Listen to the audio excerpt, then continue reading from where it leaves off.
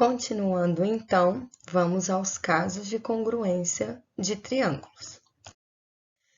Na aula passada, nós vimos, então, que a congruência de 6 elementos dos triângulos, 3 lados e 3 ângulos, determinavam a congruência desses triângulos, né? Assim como se eu falasse que 2 triângulos eram congruentes, significava que existia congruência dos 6 elementos dele. Lembram? E nós vimos essas figurinhas aí. Então, cada ângulo correspondente é marcado com um tracinho, ou, né, 2 tracinhos, assim como cada segmento congruente também é identificado por 1, 2 ou 3 tracinhos. No entanto, para a gente não ter que ficar verificando todas as vezes os 6 elementos, existem 4 casos em que apenas 3 elementos já garantem a congruência dos triângulos. Então, vamos estudar cada caso. O primeiro deles é o LAL, lado, ângulo, lado. O que isso quer dizer?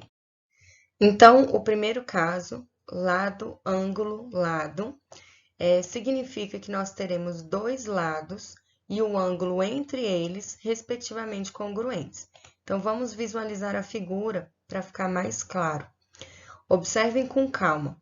Tem o segmento AC, ou lado AC, que é congruente ao lado DF, e eles estão identificados com apenas um tracinho. Nós temos também o lado AB, que é congruente ao lado DE, e estão identificados por 2 tracinhos. E o ângulo entre eles, então, no primeiro triângulo, é o ângulo A, que é o vértice, né? É onde tem aí o encontro desses 2 lados. Então, esse ângulo A, ele também é congruente ao ângulo D. Então, dessa maneira, nós podemos garantir que os 2 triângulos são congruentes. E aí, claro, da interpretação, a gente vai saber que o ângulo C é congruente ao ângulo F, assim como o ângulo B é congruente ao ângulo E. E esse outro lado do triângulo, o lado BC, também é congruente ao EF. Só que isso a gente já entendeu, porque a gente sabe, a gente identificou quais são os elementos de congruência, né? Lado, ângulo e lado. E a gente escreve LAL para lembrar que tem que ser o lado primeiro, um ângulo entre eles e o outro lado, tá joia?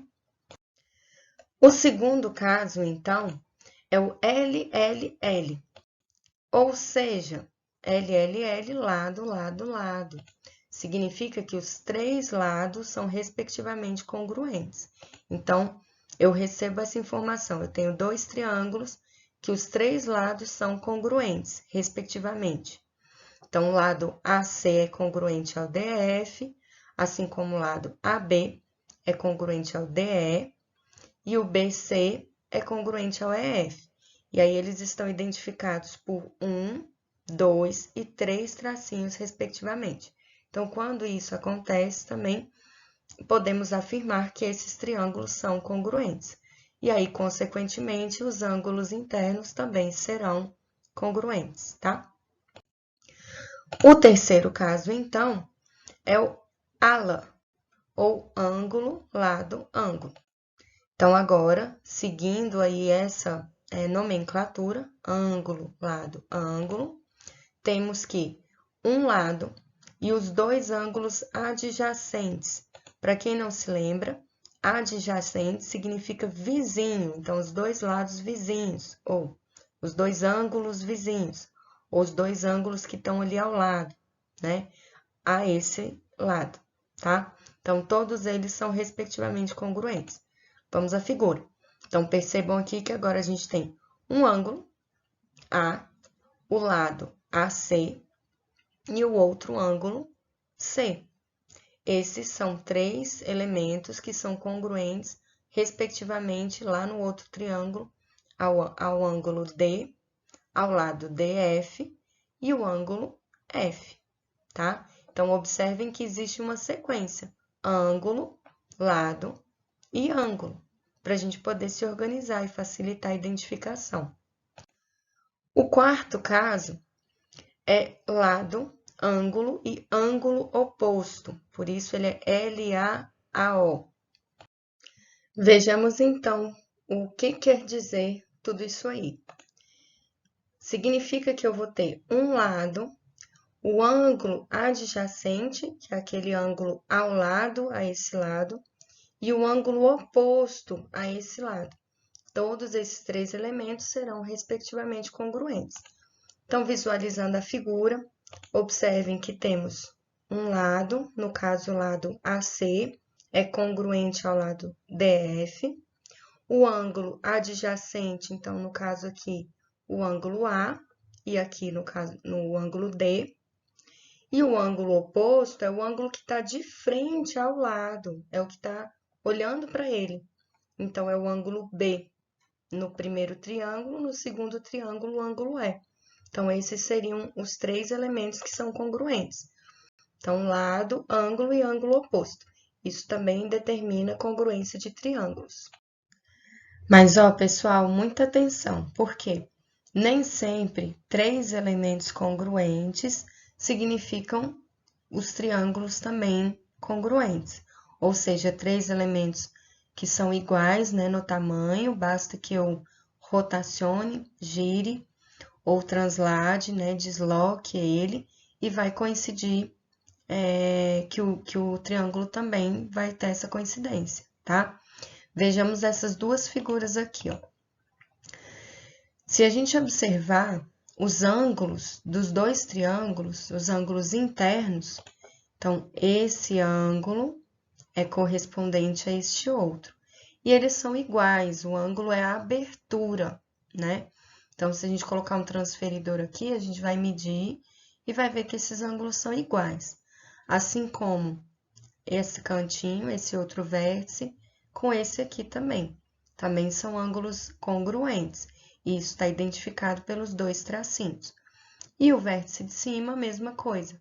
Identificado pelos três tracinhos, também são congruentes.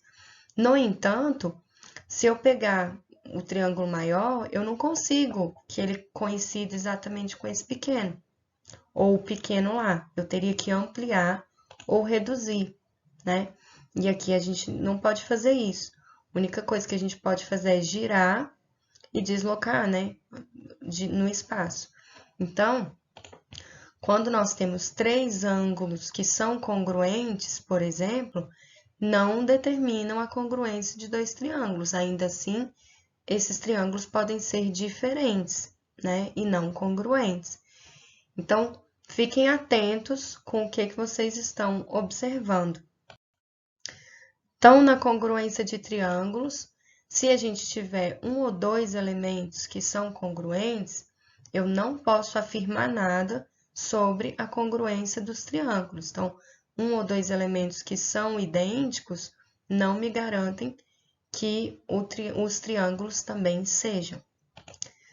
3, 4 ou 5 elementos congruentes garantem a congruência desde que eles se encaixem em algum dos casos que eu citei anteriormente, tá? Se tiver os 6 elementos congruentes, aí sim configura, com certeza, eu não preciso nem analisar. Mas se eu tiver 3, 4 ou 5 elementos, eu preciso verificar cada caso.